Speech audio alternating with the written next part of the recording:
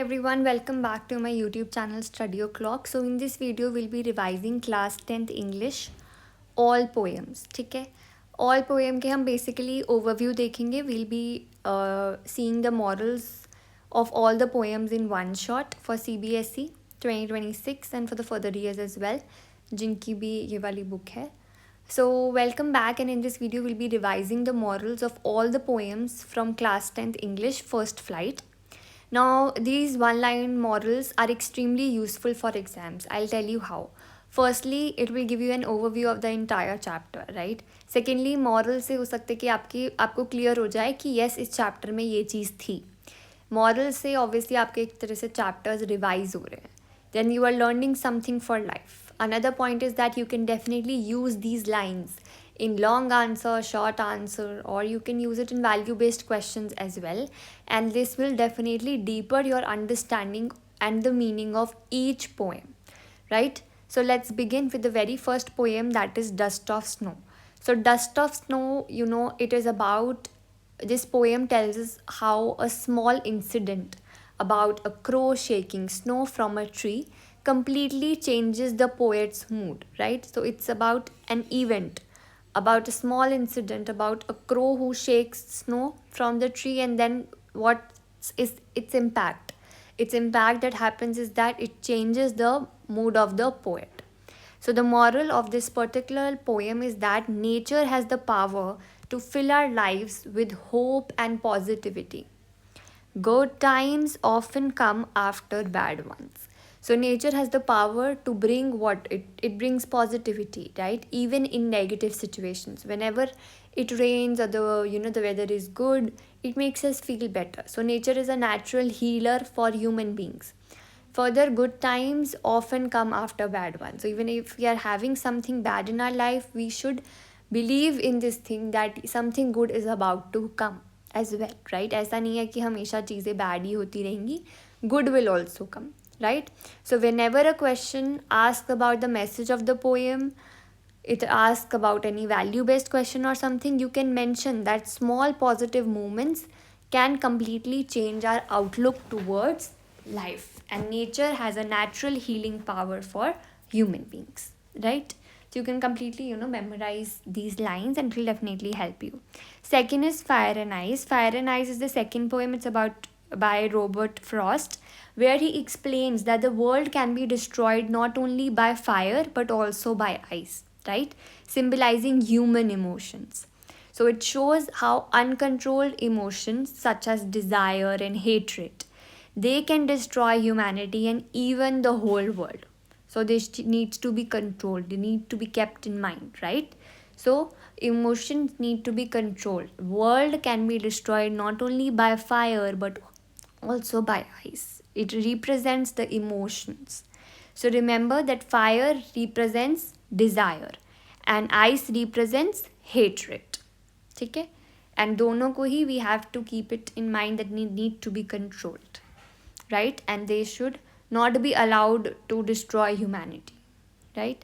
Next is poem is A Tiger in the Zoo. This poem compares a tiger's natural life in the jungle with its helpless life inside a cage, right? So there's a comparison drawn between a tiger roaming freely in the natural habitat jungle and the other, and secondly, the tiger who is helpless inside the cage. So the moral is that it is cruel to keep wild animals in captivity away from their natural habitat and freedom, right? So always you can mention in all your answers that every living being deserves freedom, and it is cruel to even keep wild animals trapped in cages.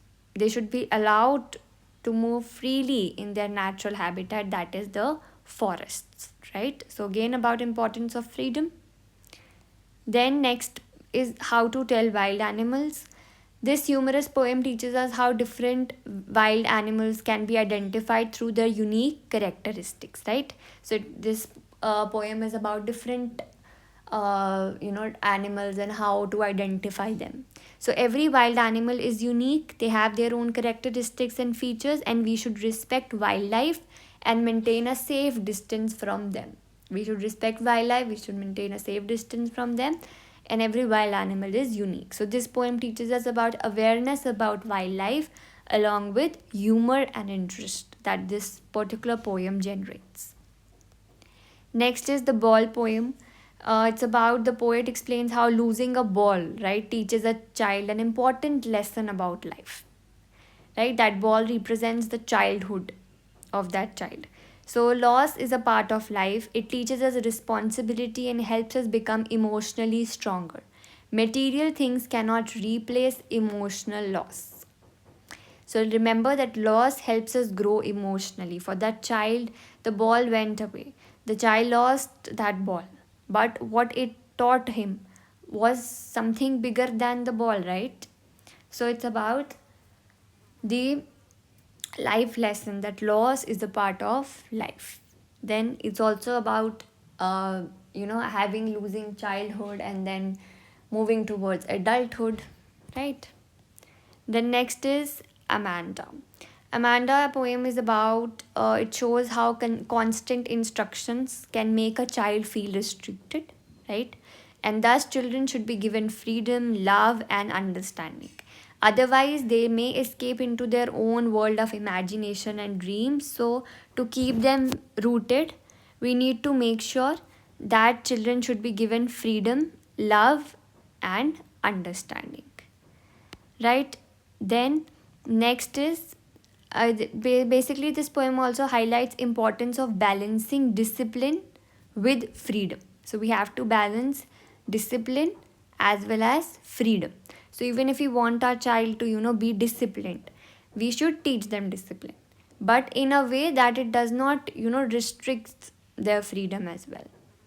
Then next is animals. Animals is about poem where the poet compares humans with animals. Human beings should learn to live peacefully, happily, and contentedly, right? So, like animals, instead of being greedy, selfish, sinful, and constantly worried, human beings need to learn to live peacefully, happily, and being content with whatever you have.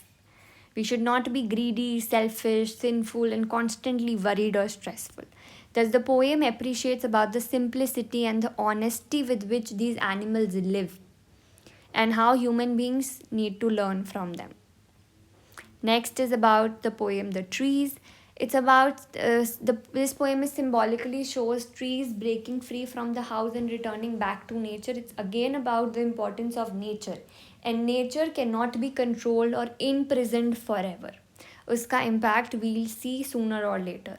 So just as trees seek freedom, every living being, including women, also deserves freedom.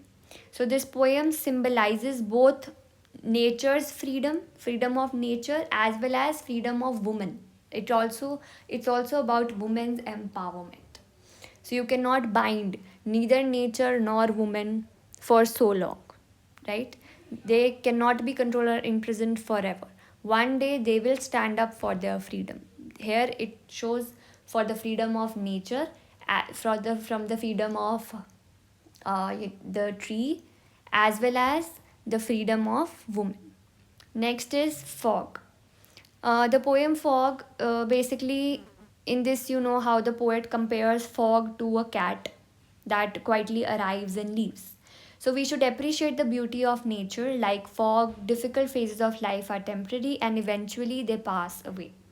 So, we should keep appreciating the beauty of nature. And the fog here is a symbol of temporary uncertainty that is bound to change with time. Then the next poem that we have is The Tale of Custard the Dragon. It is a humorous poem that teaches us that appearances can be deceptive. कई बार जो दिखता है वो होता नहीं है, और जो होता है कई बार वो दिखता नहीं. So outward appearance is not enough to judge a person's bravery. True courage is proved through actions and not words. Real heroes prove themselves through their actions and not by boasting or not by words. Thus, action is also important, not just words, and we cannot judge anyone just on the basis of their outward appearance. Next is for Anne Gregory. This poem questions society's obsession with physical beauty. People are not objects. We need to learn this, that they should be valued for who they are from the inside and not just outside. This outward appearance may change, right? Changes with time.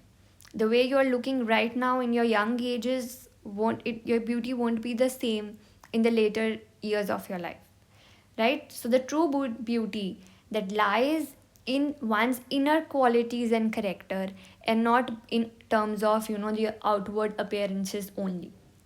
Thus, we need to value a person for who they are and not just for their outward appearances. Thus, this poem reminds us about the importance of inner beauty and how inner beauty is, in fact, more important than physical appearance, because physical appearance changes with time, but your inner beauty, it will get enhanced, right?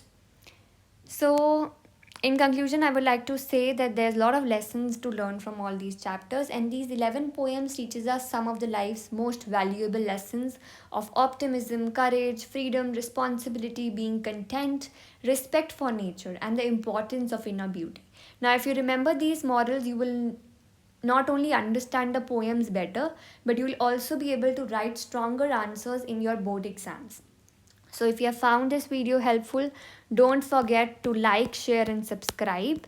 And further, we have covered all the chapters. There is a separate video wherein I have discussed the morals of all chapters, and in this video, we have discussed morals of all the poems. I hope it helps. Let me know in the comment section if it was helpful. And if you have some doubt, you can ask me in the comment section. And thus, I try to explain you all in an overview and one shot revision kind of a thing. So happy learning. Do subscribe to my channel. See you all in the coming videos. I'll be coming up with more such helpful contents to make your exam journey easier. Thank you. Bye bye.